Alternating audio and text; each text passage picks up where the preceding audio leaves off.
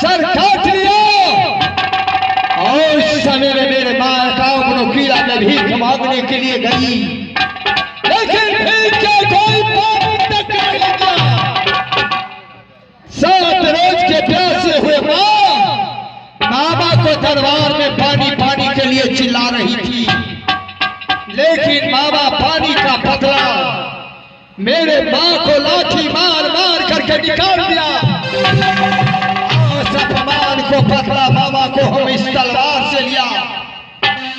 लेकिन इस समय आज से मेरे शादी की 12 साल गुजर चुके हैं, लेकिन आज तक मोड़न घर नहीं गया। राज मोड़न घर में जिस दिन से हमने शादी करके और रानी फूला को छोड़ दिए, उस दिन से हम राज महात्मा से नहीं जाते हैं, इसलिए जो जब तक हम वकीला को पराजय न बचा दूं, तब तक रानी फूला हाथ से खाना तक नहीं खाऊंगा और पानी तक नहीं पीऊंगा।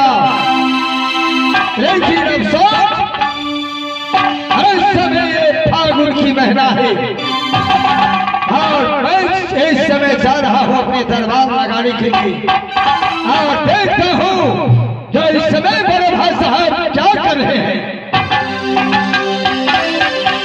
लेकिन सबसे पहले हम अपने मंत्री को बुलाते हैं।